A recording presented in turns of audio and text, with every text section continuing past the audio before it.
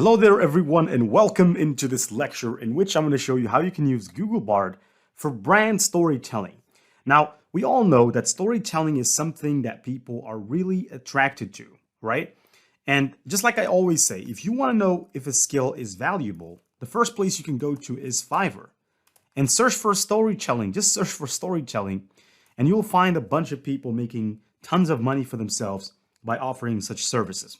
So here, right, for example, here I will do emotional video editing with cinematic storytelling. I'll record a voiceover. Now this is voiceover. This is a bit different. I'll be your storyteller in a Sam Elliott voiceover. So here we have, I will tell your story and write your storytelling content. And this freelancer is doing very well for herself. Actually, though, she could have a better, I should say, picture for a gig. She could make this transparent to blend in. Now I just have the eye for the detail. But here, she's really making quite good money for herself by basically writing about storytelling. And she's a level 2 seller. I suppose that it's in huge part due to that skill. Now, let's say, for example, here that you want to create a story around this particular product. Now, here's the first thing. Copy the product's Amazon URL. Go back to Google Bard and ask it the question. Hi, I want you to create a story around this product and use it. Actually, I'm going to separate by more spaces and use the story to create a Facebook ad using the PAS copywriting framework. And just like that, we'll just wait a second here and we will have our story. Now let's just say, and it's going to be a story in the form of a Facebook ad. Sure, here's a story about a person who used pure protein to reach their fitness goals. I've always been active, but I've never been able to reach my fitness goals. I would work out regularly, but I couldn't seem to lose weight or build muscle. I was starting to get frustrated and give up. One day I heard about pure protein. It's a protein powder that is high in protein and low in calories. I decided to give it a try. This is really good. I was surprised how good it tasted. I mixed it with water and milk and so on and so forth. Now let me just scroll a little bit to the top.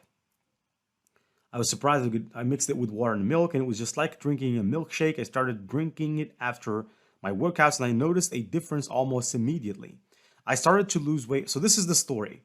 And here's the Facebook ad that Google Bard has built around the story or using the story.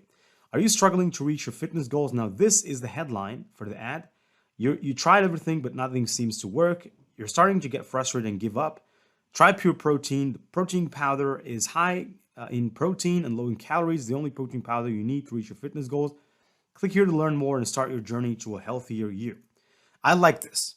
And we have used the principle of storytelling to build something such as this.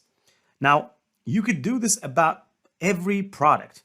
Now, storytelling has been proven, and you can ask Google Bard. You can say, why do people like stories? And let's just, here I didn't write it right. I write stories. Hopefully it's going to understand what I mean. All right, so yeah, it did understand. There are many reasons why people like stories or a few. Stories are a way to connect with others. Stories can teach us new things. Stories are entertaining. They're inspiring. They have every single detail, every single metric that people like, right? And so, yeah, they like, people like stories because they're relatable. They can, if they are well written, they're good. They're thought provoking. They can be funny. They can be heartwarming. So stories are really powerful. And it's no wonder why this freelancer is making $35 for a 250 word story that she writes. And guess what? You can do this using Google Bard. So what are you waiting for? What are you waiting for? Now, in the next lecture, here's what we're going to do. We're going to discuss audience segmentation. So we're going to go ahead and we're going to take a product and we're going to ask Google Bard to generate a possible audience for us and to basically segment that audience, to tell us audience A, audience B, audience C. And that way we have multiple ways to test, because when you look at things from a macro perspective, when you have just one audience or you have some, let's say you have an idea about just one tribe of people, it will not be the same as having an idea about how different people in that tribe are and how to convince different people in that tribe. It's always great to segment, and you can always go back to Philip Kotler, which is in my opinion one of the pioneers of modern marketing.